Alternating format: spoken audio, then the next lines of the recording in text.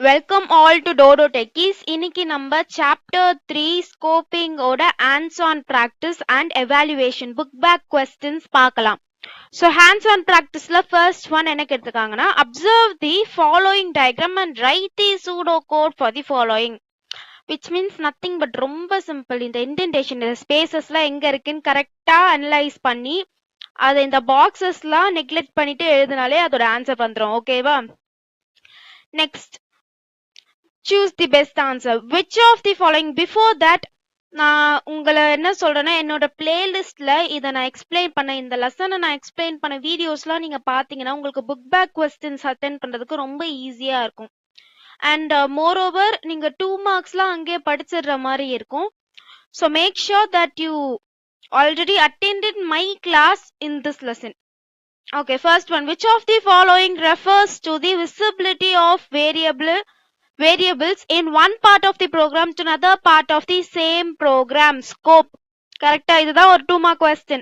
The process of binding a variable name with an object is called mapping. Equal to symbol.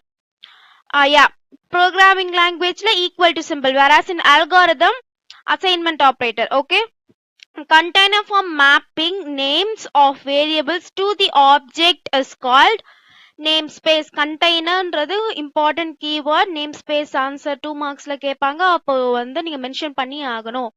which scope refers to variables defined in current function? current functionன்றது நம்மளோட keyword. current functionனா local scope. and then the process of subdividing a computer program into separate subprograms is called modular programming. Modular ப்ரோக்ராமிங்னா என்னது? Modularity. நான் already சொல்லியிருப்பேன், ஒரு computer ப்ரோக்ராமை குட்டி குட்டியா divide பண்ணி அது ஒரு சப் ப்ரோக்ராமா ஆக்சஸ் பண்றது தான் modular programming. Then which of the following security technique? security techniqueன்றது ஆக்சஸ் கண்ட்ரோல்ல ஒரு இம்பார்ட்டன்டான keyword. it contains mark. Okay, அந்த கீவேர்டுக்கு மார்க் இருக்கு செக்யூரிட்டி டெக்னிக்ன்றதுக்கு, அதனால மறக்காதீங்க. ஆக்சஸ் கண்ட்ரோல் சொன்னோடனே உங்களுக்கு செக்யூரிட்டி டெக்னிக்ன்ற ஞாபகம் வந்துடணும். Security technique that regulates who can use resources in a computing environment. access control. which of the following members of class can be handled only from within the class? private. only within the class na private, whereas outside of all the classes na public members. and it can be used in the current class and subclasses na protected. இது வந்து public private ப்ரொடெக்டடா நீங்க global local என்ஸ்க்ளோப்டோட compare பண்ணி படிச்சீங்கன்னா ஈஸியா இருக்கும். எல்லாம் இந்த மூணுத்துக்குமே same concepts தான். ரெண்டு விச் மீன்ஸ் குளோபலை வந்து நீங்க பப்ளிக்கா கன்சிடர் பண்ணி படிச்சீங்கன்னா ஈஸியா இருக்கும். ப்ரொடெக்டடா என்க்ளோஸ்டா கன்சிடர் பண்ணி படிச்சீங்கன்னா ஈஸியா இருக்கும். லோக்கலை வந்துட்டு பிரைவேட்டா கன்சிடர் பண்ணி படிச்சீங்கன்னா ஈஸியா இருக்கும். பிகாஸ் தி டிஃபரன்ஸ் இஸ் இது கிளாஸ், அது function. That is the difference. And part 2, what is scope? What is ஸ்கோப்ன்றதுக்கான ஆன்சர் இன்ட்ரோடக்ஷன்லயே இருக்கும். இருங்க, ஒன் மினிட். வாட் இஸ் ஸ்கோப்ன்றதுக்கான ஆன்சர் இன்ட்ரோடக்ஷன்லயே இருக்கும்.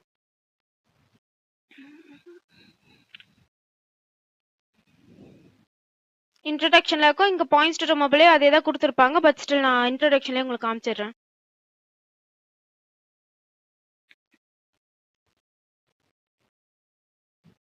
யா, இதுதான் ஸ்கோப்போட answer. 2 mark question, important 2 mark question. Then why scope should be used for variable? state the reason. இது நான் டிஸ்கிரிப்ஷன்ல இருக்கிற பிடிஎஃப்ல கொடுத்திருப்பேன். நீங்க போயிட்டு லைக் பட்டன் ஸ்மாஷ் பண்ணிட்டு சப்ஸ்கிரைப் பண்ணிட்டு அந்த டிஸ்கிரிப்ஷன்ல இருக்கிற பிடிஎஃப் டவுன்லோட் பண்ணி படிங்க.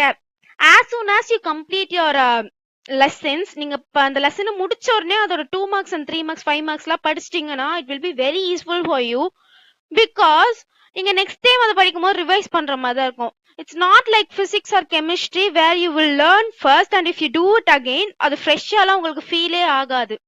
இப்போ ஃபர்ஸ்ட் ஒரு 10 லெசன்ஸ்லாம் நீங்க வந்துட்டு ஒரு தடவை படிச்சாலே செகண்ட் டைம் படிக்கும் போது உங்களுக்கு ரிவைஸ் பண்ற மாதிரி தான் இருக்கும்.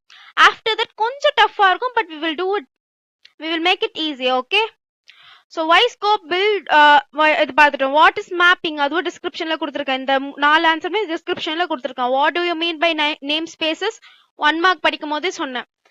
How Python represents the private and protected access specify எப்படி the underscores single and double underscore correct for private double underscore, for protected single underscore, and in Python there is no underscore required, by default public member தான் இருக்கும். புரியுதா? part 3 define local scope with an example.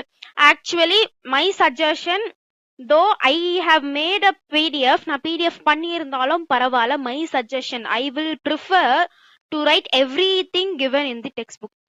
ஏன்னா local global enclose ஸ்கோப்லாம் நீங்க புக்ல இருக்கிறது எழுதுறாதே குட்டி தான். என்னை பொறுத்த வரைக்கும் when I am in school days நான் அந்த ஆன்சர்ஸ்லாம் புக்ல கொடுத்துருக்கதே ரொம்ப எலாபரேட்டா எழுதுவேன். So I want you all to make your own answers with all the key points from the textbook. If not, வேணாம் மேம் எனக்கு வந்து இது மட்டும் படிச்சா போதும் அப்படின்ற மாதிரி நீங்க கேக்குறீங்கன்னா கொடுத்துருக்க டிஸ்கிரிப்ஷன்ல கொடுத்துருக்க பிடிஎஃபே படிக்கலாம். அது படிச்சாலே உங்களுக்கு ஃபுல் மார்க் கிடைச்சிடும். 3 மார்க்ஸ்னா 3 மார்க்ஸ், 5 மார்க்னா 5 மார்க்னு கிடைச்சிடும். பட் இந்த ஆன்சர்ஸ்க்கு நீங்க ரொம்ப எஃபோர்ட் போடவே வேண்டாம், கான்செப்ட் புரிஞ்சாலே நீங்களே படிச்சிடலாம். Next y access control is required. இதுவும் பிடிஎஃப்ல கொடுத்துருக்கேன், பிடிஎஃப் போய் பாருங்க. லைக் பட்டன் ஸ்மாஷ் பண்ணிட்டு சப்ஸ்கிரைப் பண்ணிட்டு பிடிஎஃப் போய் பாருங்க. Identify the scope of the variables in the following pseudocode and write its output. இதுல எந்தெந்த ஸ்கோப் நல்லா பாருங்க. இருக்கிறதுலே 2 ஃபங்க்ஷன் கொடுத்துருக்காங்க. ஓகேவா?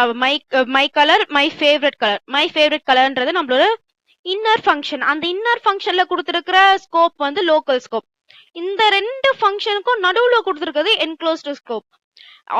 அப்புறம் வந்துட்டு outside of all the functions கொடுத்துருக்கிறது குளோபல் ஸ்கோப். இதை நான் ஆல்ரெடி உங்களுக்கு சொல்லி கொடுத்துருக்கேன். என் லெசன்ஸ் நீங்க கவனிச்சிருந்தீங்கன்னா இது நீங்களே கண்டுபிடிச்சிருப்பீங்க ஈஸியா ஆன்சர்ஸ் என்ன அப்படின்னு. இப்போ இதோட அவுட்புட் எப்படி தெரியுமா வரும்? Red, blue, green, red, blue, red, இவ்வளவுதான் வரும்.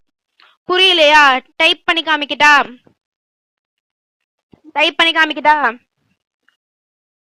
Red,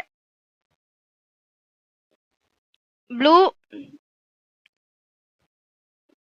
green. நெக்ஸ்ட் என்ன வரும்? வெறும் ரெட் ப்ளூ மட்டும் வரும்.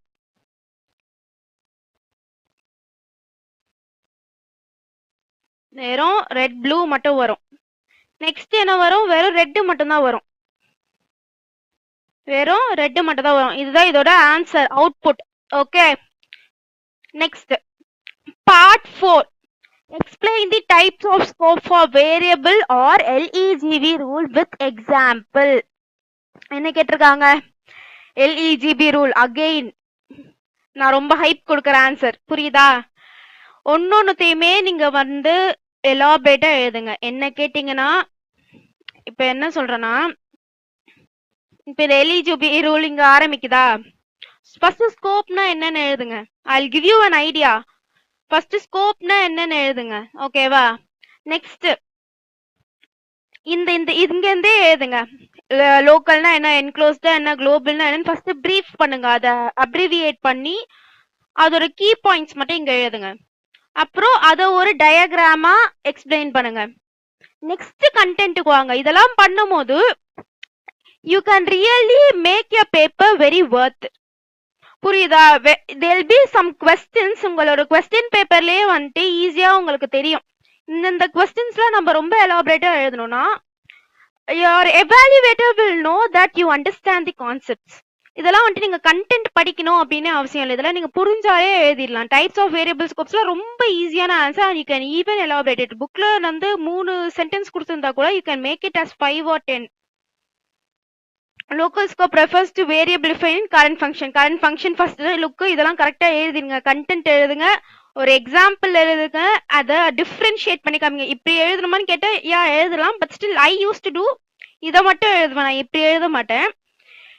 இந்த ப்ரோக்ராம் எழுதிட்டு ப்ராப்பரா அதை வந்துட்டு பாக்ஸ் பண்ணி டிஃபரன்ஷியேட் பண்ணிட்டு I will make an arrow mark and write which is local scope, which is global scope. அதெல்லாம் வந்துட்டு டிஃபரன்ஷியேட் பண்ணி அதை மார்க் பண்ணி எழுதுவேன் அண்ட் அவுட்புட் எழுதுவேன். நீங்க இதே ப்ரோக்ராம் தான் எழுதணும்லாம் அவசியமே இல்லை. உங்களுக்கு எது தோணுதோ எழுதலாம். Global scope same. கீவேர்ட்ஸ் எல்லாம் வந்து நல்லா ஞாபகம் வச்சுக்கோங்க. நீங்க கண்டென்ட் படிக்கும் போது கீவேர்ட்ஸ் ஞாபகம் வச்சுக்கோங்க. And make your own answers, make it elaborate. Enclosed scope அப்படிதான். பட் இந்த 3 லைனும் கண்டிப்பா எழுதிருங்க, படிச்சு எழுதுங்க. என்ன கேட்ட இந்த லெசனே ரொம்ப ஈஸியான லெசன் தான். இது வரைக்கும் நீங்க எழுதிதான் ஆகணும், ஃபுல்லாவே எழுதிதான் ஆகணும். செகண்ட் கொஸ்டின், செகண்ட் டீடைல் வந்து கேரக்டரிஸ்டிக்ஸ் ஆஃப் மாடியூல்ஸ். இப்போ இங்க பாத்தீங்கன்னா புக்லயே 5 பாயிண்ட்ஸ் தான் கொடுத்துருக்காங்க, கரெக்டா?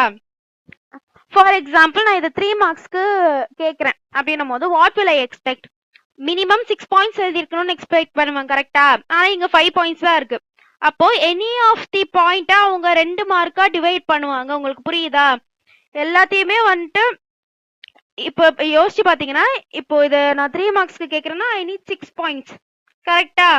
அப்போ நான் ஹாஃப் ஆஃப் அலோகேட் பண்றதுல மேபி ஃபார் எக்ஸாம்பிள் 4th பாயிண்ட்டுக்கு நான் 1 மார்க் அலோகேட் பண்ணிருப்பேன், மீதி 4 பாயிண்ட்டுக்கு நான் வந்து ஹாஃப் மார்க் அலோகேட் பண்ணிருப்பேன். சோ இந்த ஆன்சரை ஃபுல்லா படிங்க. 3 மார்க்ஸ்ல கேட்டா அப்படி, 5 மார்க்ஸ்ல கேட்டாங்கன்னா 5 பாயிண்ட்ஸ்மே இருக்கணும்னு நினைப்பேன். சோ இந்த ஆன்சரை ஸ்கிப் பண்ணாதீங்க, எல்லா பாயிண்ட்ஸ்மே படிங்க. Third question, the benefits of using modular programming include. இதுதான் அதோட ஆன்சர். இதுல எனி 7 பாயிண்ட்ஸ் படிங்க. மினிமம் 7 பாயிண்ட்ஸ் படிங்க. ஓகே, டோட்டலா எத்தனை இருக்கு? 1 2 3 4 5 6 7 8 9 இருக்கா? மினிமம் 7 பாயிண்ட்ஸ் படிச்சிடுங்க. ஓகேவா? which will be useful for fetch you marks. இங்க பாருங்க, 3 மார்க்ஸ்ல கேட்கும்போது நீங்க 7 பாயிண்ட்ஸ் எடுத்து எழுதுனீங்கன்னா எவாலுவேட்டர் உங்களுக்கு ஈஸியா மார்க் போடுவாங்க. அண்ட் 5 மார்க்ஸ்ல கேட்கும்போது நீங்க அந்த 7 பாயிண்ட்ஸ் எழுதுறீங்க, இல்ல 9 பாயிண்ட்ஸ்மே எழுதுறீங்கன்னும் போது it will make your paper very attractive. Okay, so minimum 7 points இதுல படிங்க. and I think we are done with the lesson, கரெக்டா? we are done with the lesson. next fourth lesson, algorithmic strategies. அங்க meet பண்ணலாம். till the signing from you all. thank you students.